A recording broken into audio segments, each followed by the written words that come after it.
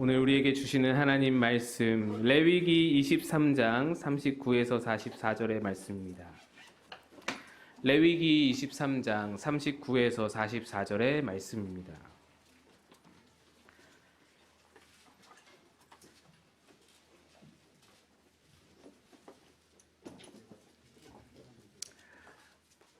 레위기 23장 39에서 44절의 말씀을 한 절씩 교독하겠습니다. 너희가 토지 소산 거두기를 마치거든 일곱째 달 열닷새 날부터 이레 동안 여호와의 절기를 지키되 첫날에도 안식하고 여덟째 날에도 안식할 것이요.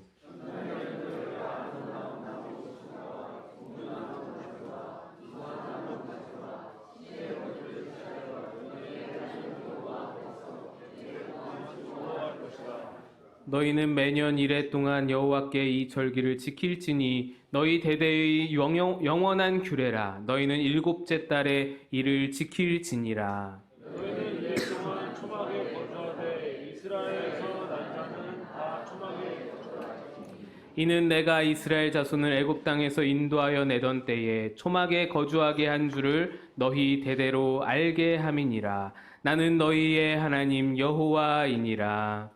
모세는 이와 같이 여호와의 절기를 이스라엘 자손에게 공포하였더라. 아멘. 할렐루야. 네. 여러분 안에 즐거움과 기쁨이 가득하신 줄로 믿습니다. 여러 가지 특순을 많이 보았지만 성도들 일으켜 세우는 특수는 처음 봤습니다. 네, 너무나 감사합니다. 아이들 덕분에 우리가 또 한번 즐거울 수 있고 하나님의 은혜를 느낄 수 있게 되는 것 같습니다. 이 즐거움이 여러분 어디서 오겠습니까? 이 기쁨, 이 행복이 어디서 오겠습니까? 이렇게 웃으면서 즐거우면서 우리는 하나님의 은혜가 우리 안에 있음을 경험하게 되는 겁니다. 오늘 말씀이 바로 그것입니다. 옛말에 원수는 물에 새기고 은혜는 돌에 새기라라는 그런 속담이 있습니다. 그런데 우리는 대부분 그 반대로 살아갑니다. 저도 이렇게 삶을 돌아보면서 생각해 보면 은혜 받은 기억들은 팍팍팍팍 떠오르지가 않고 그게 생각이 나야 되는데 팍팍 생각이 나야 되는데 그러지가 않고 반면에 맞았던 기억, 혼났던 기억은 아주 생생하게 기억이 납니다. 학교 선생님들 중에서 정말 지극히 잘해주신 정성을 다해서 은혜를 베풀어 주신 선생님 아니고는 웬만한 대부분 이렇게 좀 평범한 선생님들은 기억이 잘 안 나고요. 좀 유별난 선생님들이 기억이 많이 납니다. 제가 그 선생님들, 기억나는 선생님들을 좀 말씀드리면 피바다 선생님, 그리고 좀 여러분 좀 이해하고 들어주시기 바랍니다. 쌍싸대기 선생님. 설교단에서는 또 차마 말씀드릴 수 없는 그런 모든 별명들을 가졌던 수많은 선생님들이 생각이 납니다. 참고로 그 쌍싸대기 그 선생님은 물리 선생님이셨는데 잘못한 사람을 세워두고는 두 뺨을 동시에 치셔서 쌍싸대기인데 때리시면서 물리 공식을 가르치세요. 사인, 코사인, 탄젠트 이러면서 때리시는 그런 선생님이셨습니다. 그런데 그렇게 맞은 기억, 괴롭히셨던 선생님들에 대한 기억, 그런 거는 잘 기억이 나는데, 잘해주셨던 선생님들은 이름도 성함도 별명도 기억이 잘 떠오르지가 않는 거예요. 내가 이런 사람이구나, 내가 이런 사람이구나라는 것들을 깨닫게 됩니다. 군대에서도 잘해줬던 고참은 잘 생각이 안 나고, 맨날 때리고 구박하던 그런 고참, 이름 석자는 아주 또렷하게, 얼굴까지도 또렷하게 기억이 납니다. 어디서 만나면 그 사람은 이제 큰일 나는 것이죠. 이렇게 은혜를 돌에 새겨야 할 텐데 원수를 돌에 새기고 은혜는 물에 새기고 살아가는 것이 우리의 인생이 아닌가라는 생각을 하면서 반성을 하게 됩니다. 그런데 이러한 현상은 하나님과 우리와의 관계에도 그대로 적용이 됩니다. 20세기 위대한 신학자 중 한 사람인 디트리히 보네퍼는 나를 따르라 라는 책에서 현대를 살아가는 그리스도인들이 하나님의 값비싼 은혜를 값싼 은혜로 바꾸어 버렸다라고 말합니다. 이 말이 무슨 말인가 하면 하나님에게서 은혜가 출발할 때에는 분명히 값비싼 은혜였습니다. 헤아릴 수 없는 놀라운 은혜였습니다. 우리를 향하신 하나님의 사랑과 하나님의 인내와 예수 그리스도의 희생은 값을 매길 수 없는 그런 값비싼 은혜였는데, 물론 우리에게 공짜로 주시지만 그게 공짜라고 해서 값없는 것이 아니잖아요.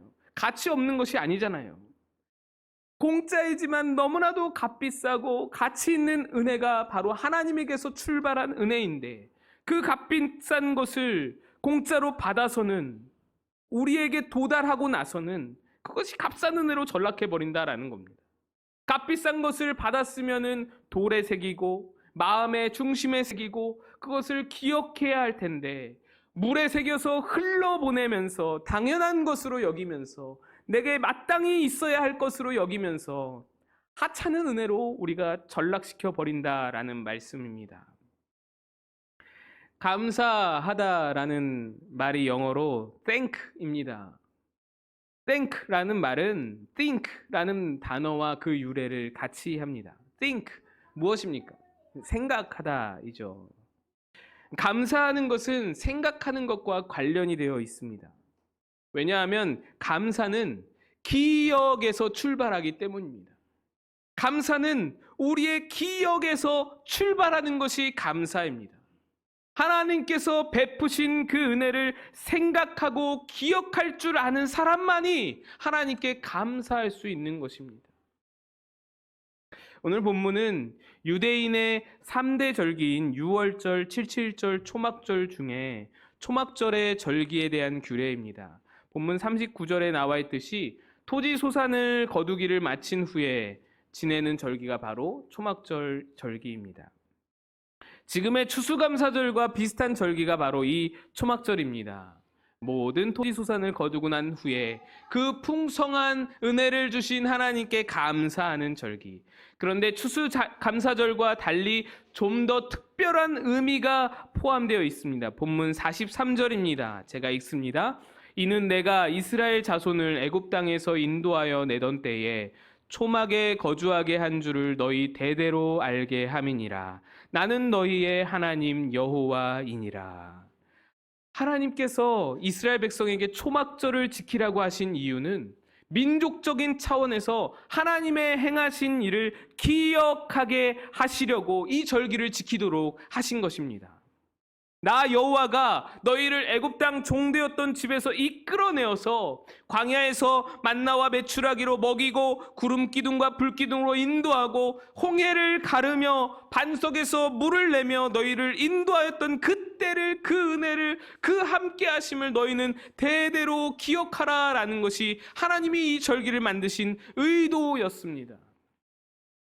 그래서 이 초막절 절기에는 이스라엘 온 백성이 거주지에서 잠시 나와서 텐트를 치고 7일 동안 지내는 겁니다. 지금도 이 베란다라고 하죠. 발코니에 텐트를 쳐두고 방에 들어가지 않고 그 텐트에서 지내면서 7일을, 1일 동안을 그렇게 지내는 것이 바로 이 초막절 절기의 유대인들의 절기입니다. 7일 동안 온 가족이 쉬면서 일도 하지 않고 텐트에서 지내면서, 여러분 거기 들어가 앉아서 뭘 하겠습니까? 할 게 없잖아요. 그런데 이들은 자기 자신도 부모님에게 들어왔던, 계속해서 물려주면서 계속해서 들어왔던 그 이야기를 꺼내어서 7일 동안 반복하며 이야기합니다.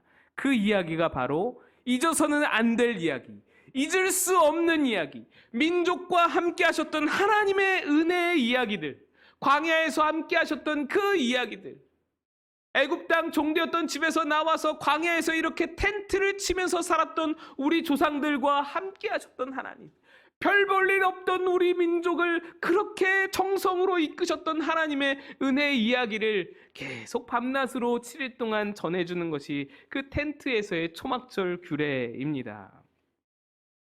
사실 추수감사절의 유래는 청교도들이 신대륙을 정착하여서 처음 거둔 소산으로 하나님께 감사하며 지켰던 것이 그 유래인데, 그런데 제가 지금 추수감사절을 오늘 본문의 이 초막절과 연결을 짓는 것은 이 초막절을 하나님께서 지키라고 하신 그 동기에서, 기억하라라는 동기에서 우리가 감사절을 지켜야 할 깊은 이유에 대해서 또한 찾아볼 수 있기 때문입니다.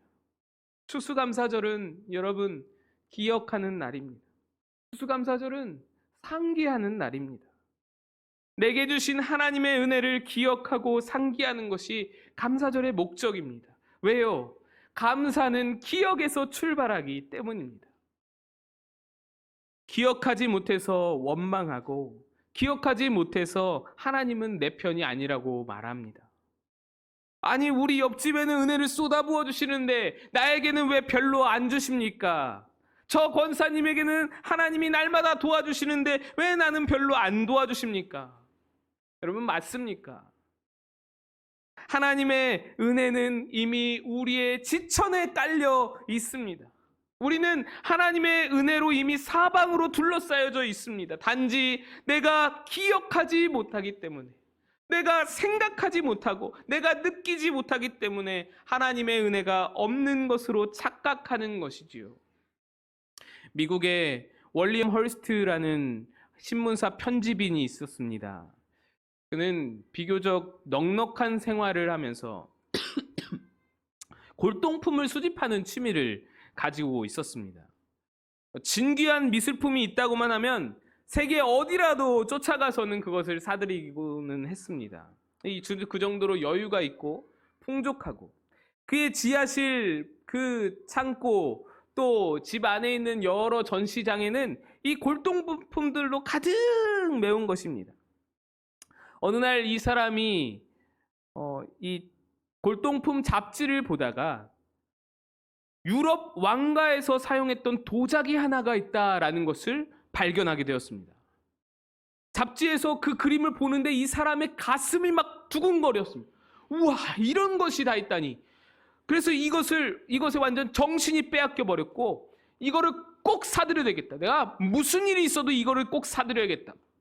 이런 생각을 가지고 유럽을 그냥 방방곳곳으로 찾아 헤매고, 유럽을 한 번도 아니고 두 번, 세 번, 여러 번을 여행하면서 이거를 추적해보는 거예요. 이 도자기를 추적해보는 거예요. 그런데 종적을 알 수가 없는 겁니다.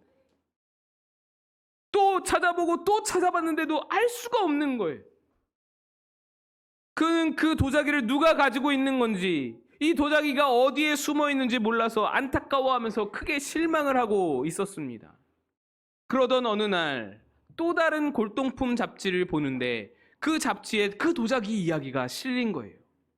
그래서 이 도자기 이야기를 읽어 내려가는데 이 도자기가 한 미국인에게 팔렸다라고 써 있는 것입니다. 깜짝 놀라서 도대체 이 사람이 누굴까 하고 이름을 보았더니 자기 이름이라는 것입니다. 내 이름이 거기에 적혀 있는 것입니다. 그는 이미 도자기를 소장하고 있었던 겁니다. 지하 그 창고 어딘가에 그 도자기가 이미 처박혀 있었던 것입니다. 일단 사놓고는 들여다보지도 않고 관심 갖지도 않았기 때문에 그것이 무엇인지, 그것이 어떤 가치를 가졌는지, 무슨 의미가 있는 도자기인지 몰랐던 것입니다. 자기가 가지고 있으면서도 그것을 찾기 위해서 그렇게 헤매고 다니며 애를 썼다라는 것이죠. 우리에게 임하신 값비싼 하나님의 은혜는 이미 우리의 지천에, 우리의 사방에 널려져 있습니다. 줍기만 하면, 손만 뻗으면 은혜인데 그것을 당연한 줄로만 알고 그냥 지나쳐가는 것이 우리의 삶이고 우리의 마음입니다. 지나치면 잊혀지지만 기억하면 감사로 남는 것입니다. 알렉스 할리라는 작가가 1976년에 루츠라는 책을 써서 매우 유명해졌습니다. 이 루츠라는 책은 아프리카에서 노예로 끌려왔지만 긍지를 잃지 않고 자유의 삶을 향해 끝없이 도전해온 그 자기 선조들의 뿌리를 찾아 기록으로 남긴 책입니다. 이 흑인의 어떤 역사를 담은 책이지요. 이 책이 발간하자마자 순식간에 베스트셀러가 되었고 TV의 미니 시리즈로 만들어지기도 했습니다.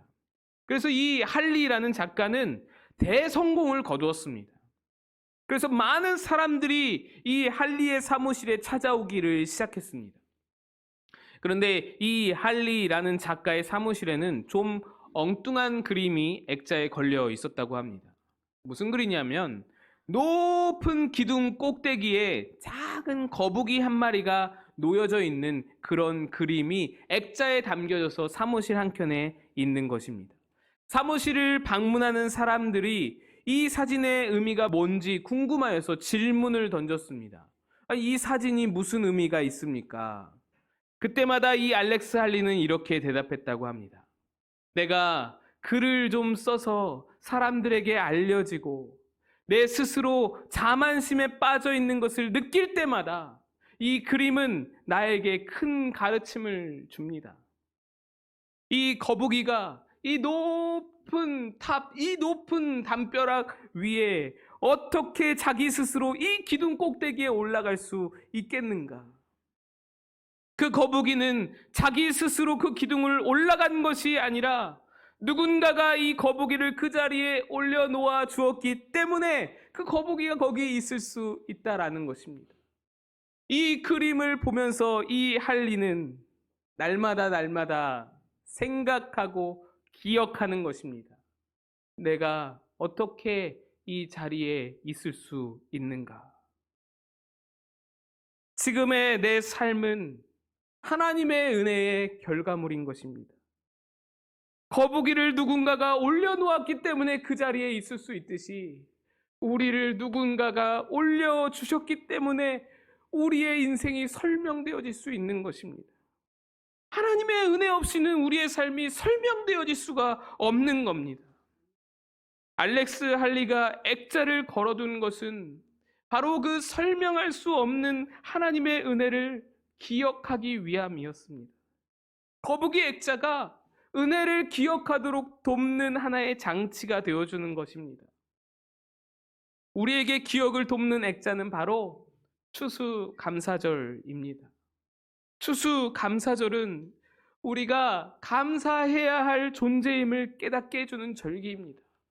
무엇이 있어서 감사할 것이 아니라, 무엇이 많아서 감사할 것이 아니라, 무슨 조건이 충족되어서 감사할 것이 아니라, 나는 이미 추수감사절을 지나면서 나는 원래부터 하나님께 감사할 수밖에 없는 존재이구나. 내 위치 자체가, 내 삶 자체가, 내가 지금 여기서 숨 쉬면서 이 즐거움을 누리는 것 자체가 하나님의 은혜이구나. 이것을 기억하게, 상기하게 해주는 것이 추수감사절의 역할이라는 것입니다. 하나님은 구약에서 이 이스라엘 백성들에게 이 은혜의 기억을 돕기 위해서 이 초막절의 절기를 허락하셨습니다. 그리고는 그 절기 가운데에서 두 가지를 행할 것을 명령하셨습니다. 신명기 16장 14절 15절입니다. 우리 한번 함께 읽어보겠습니다. 시작. 절기를 지킬 때에는 너와 내 자녀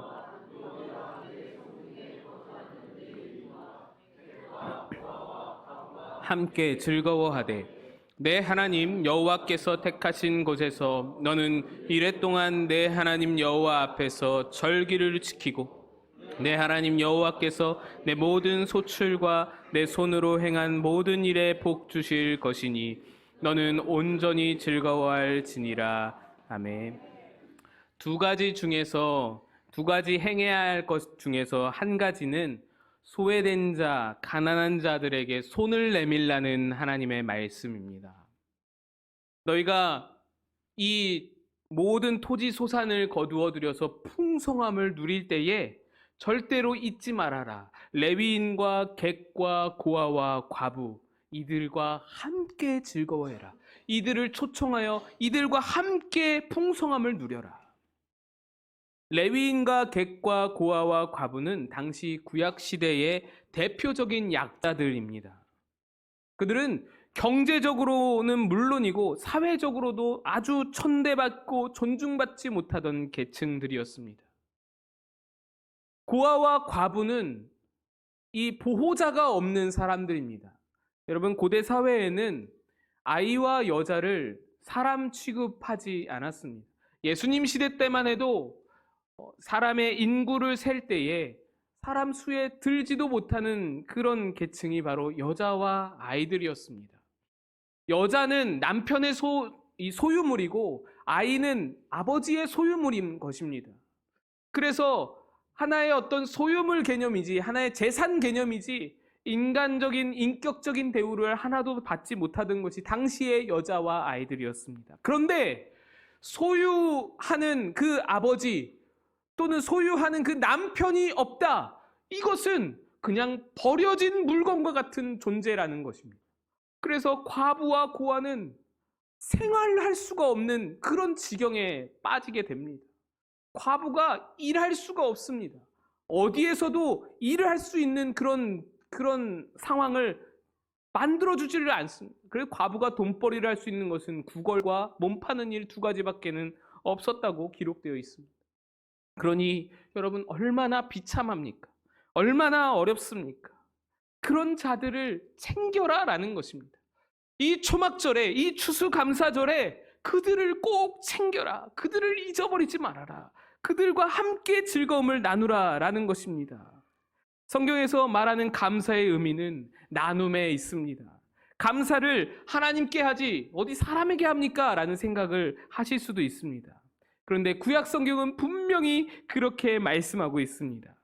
하나님께 드리는 제사가 여러 가지가 있지만 그 제사가 화목제와 같이 감사의 제사인 경우에는 제사를 드린 후에 꼭 하나님께서 말씀하시는 것이 너희 이웃들과 나누어라. 네 모든 재물을 이웃들과 함께 나누어라. 가난한 자들과 함께 나누어라. 이렇게 명하시는 것이 하나님이십니다. 마찬가지로 감사의 절기를 지키는 데 있어서도 하나님은 사회적 약자들과 함께 절기를 지킬 것을 명령하는 것입니다. 구제가 감사의 표현인 거예요. 하나님은 하나님께 뭘 많이 드리는 것보다 하나님께서 긍휼히 보시는 자, 하나님의 마음이 향하는 자들에게 손 내미는 것을 기뻐하시는 하나님이시기에 하나님은 하나님께 향한 감사를 구제로 표현하시기를 원하시는 거예요. 또한 한 가지 하나님께서 구제를 통해 우리가 느끼기를 원하시는 것이 있는데 뭐냐면 그들을 돕고 그들에게 손 내밀면서 내가 연약한 자였을 때, 내가 객이었을 때 하나님께서 나에게 베푸신 은혜로 내가 살 수 있었음을 기억하라 라는 것입니다. 그들을 도우면서 나를 도우신 하나님의 은혜를 기억하라 라는 것입니다. 그렇게 구제의 손을 펴는 것이 은혜를 기억하도록 돕는 장치가 되어준다라는 것이죠. 작년 성탄절에 우리 교회에서 목적을 가지고 함께 힘을 모았던 그 헌금을 지난 월요일에 한 친구에게 전달해주고 왔습니다. 우리가 자세한 것은 오후 예배 때 영상을 통해 우리가 볼 수 있을 텐데 저는 그 친구를 보면서 하나님이 이 아이를 만나게 하시려고 이 긴 시간을 기다리게 하셨구나 하는 생각을 해보게 되었습니다. 저는 이 일을 시작으로 차츰차츰 우리 교회의 구제 사역이 더 풍성해지기를 기도합니다. 구제가 감사의 표현이고 구제를 통해 은혜가 더욱 생생히 기억나게 되어서 감사가 더 넘치게 될 것을 믿기 때문입니다. 초막절 절기에 명령하시는 또 다른 한 가지 말씀은 즐거워하라 라는 것입니다. 초막절은 추수감사절과 마찬가지로 열매 맺는 모든 나무로부터의 소출을 거두어 드리는 계절이어서 추수로 인해서 풍성하고 배부르기 때문에 근심이 없고 걱정이 없는 풍성한 절기였습니다. 기쁨이 넘치는 절기인 거예요. 그런데 이 기쁨을 우리가 누릴 수 있는 존재인가? 우리에게 이 즐거움을 누릴 만한 자격이 있는가? 이것을 생각해 볼 때에 하나님의 은혜가 기억이 나는 것이죠. 우리가 우리 아이들을 보면서 웃고 행복해하고 즐거워하면서 한편으로 하나님 감사하다 마음이 들듯이 우리의 즐거움 속에서 하나님의 은혜가 기억나게 하라라는 것입니다. 그래서 추수감사절, 초막절은 마음껏 즐거워해라, 마음껏 기뻐하라 라는 것이 하나님의 명령인 것입니다. 여러분, 과거 이스라엘 백성들이 광야 초막에서 거할 때에 하나님께서 자기 백성을 어떻게 돌보시는지를 기억하며 내가 이 풍성함과 즐거움을 어떻게 누릴 수 있게 되었는지, 내가 지금 누릴 수 있는 이 즐거움이 어디서부터 오게 되었는지 생각할 때 감사가 넘치는 것이죠. 그래서 추수감사절은 즐거운 절기입니다. 행복한 절기인 거예요. 이날에 마음껏 즐거워하시기를 축복합니다. 마음껏 즐거워해서 즐거워하지 못하던 과거의 나의 삶과 그 삶에서 건져주신 하나님의 은혜가 생생하게 기억나게 하도록 해야 하는 것입니다. 지난주에 제가 말씀드린 대로 저는 어린 시절에 참 이렇게 좀 뭐랄까요, 찌질한 그런 삶을 살았습니다. 참 친구들에게 그렇게 상처도 심하게 받고, 집에서는 아버지가 실직을 때마침 그때 실직을 하시고 퇴직금도 뭐 사기당해서 다 날리시고, 줄곧 성적이 상위권을 유지했던 제 성적도 막 바닥을 치게 되었고, 그리고는 막 우울증이 찾아오고, 그 우울증을 앓으면서 저는 죽음을 꿈꿨던 아이였습니다. 그때 제 생각을 가장 많이 지배했던 생각이 바로 그런 것입니다. 아, 하나님도 나는 소중하지 않나 보다. 사람들이 다 나를 소중하게 여기지 않는 것 같은데 하나님도 나는 소중하지 않나 보다. 내가 소중하다면 시험 성적 하나는 좀 잘 나오게 해주시지. 내가 소중하다면 아버지 사업은 좀 잘 되게 해주시지. 내가 소중하다면 내 얼굴이라도 좀 잘생기게 해주시지. 키라도 좀 크게 해주시지. 뭐 하나 주신 것이 없구나. 하나님에게 나는 소중하지 않은 존재이구나. 하나님에게도 돈 많은 사람, 저희 부유한 사람, 잘생긴 사람, 공부 잘하는 친구, 저들이 소중한가 보다. 저들에게는 있는 것이 많은데 또 주시는구나. 나는 없는 것이 이렇게 많은데 또 있는 것마저 뺏어가시는구나. 별 볼 일 없는 존재인 거예요. 모두가 나를 소중하게 여기지 않는 것 같은 거예요. 심지어 우리 엄마 아버지에게도 별로 귀한 자식같이 느껴지지가 않는 거예요. 하나님에게도 나는 그저 엑스트라이구나 라는 생각이 드는 거예요. 그래서 제가 내린 결론은 사라지자, 없어지자 였습니다.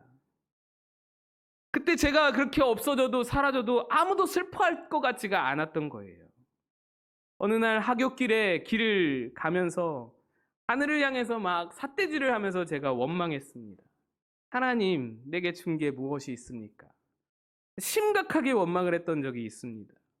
그렇게 심각하게 하나님께 따지는데 하나님은 그거에 대해 또 이런 방고 대답이 없으세요. 그래서 제가 그랬습니다.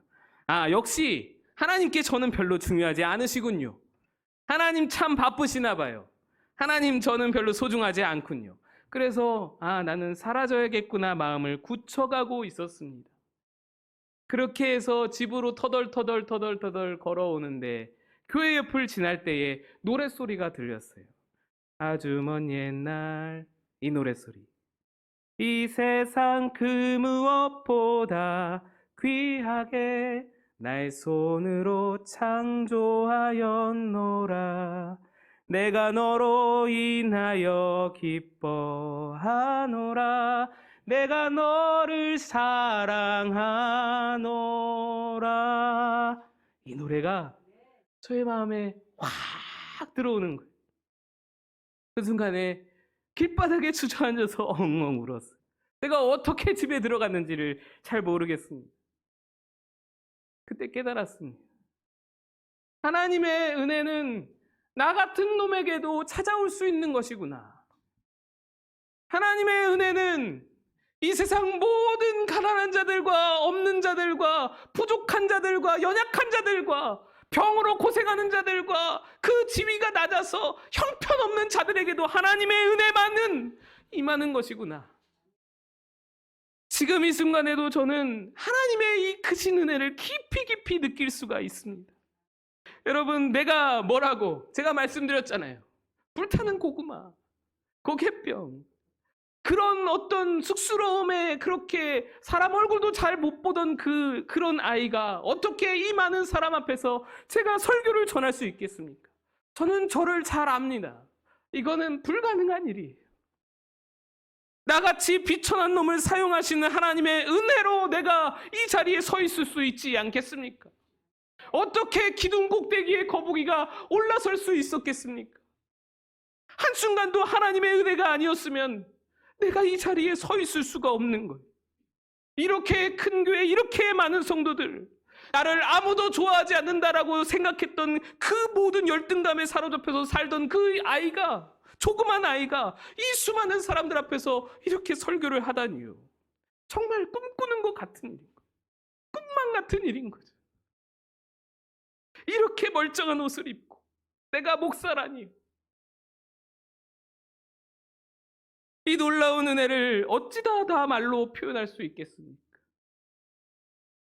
오래전에 여러분 그토록 신음하고 원망하고 불평하며 그렇게 고통 속에서 살던 여러분의 인생을 이렇게 웃고 즐거워하며 행복 가운데 예배드릴 수 있는 삶으로 바꿔주신 그 은혜를 무엇으로 다 말할 수가 있겠습니까?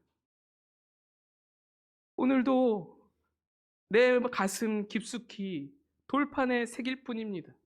잊지 말자. 이거 잊어버리지 말자. 하나님의 은혜임을 기억하자. 여러분의 삶의 구석구석 곳곳에 하나님의 은혜는 분명히 살아 숨쉬고 있는 줄로 믿으시기를 축복합니다. 기억하는 자에게 감사가 임합니다.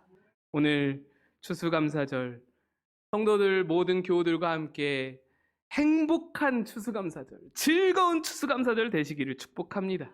그 즐거움 속에서 잊지 말아야 할 하나님의 은혜를 발견하고 기억하여 감사가 풍성하게 넘치는 여러분 되시기를 축복합니다. 함께 기도하겠습니다.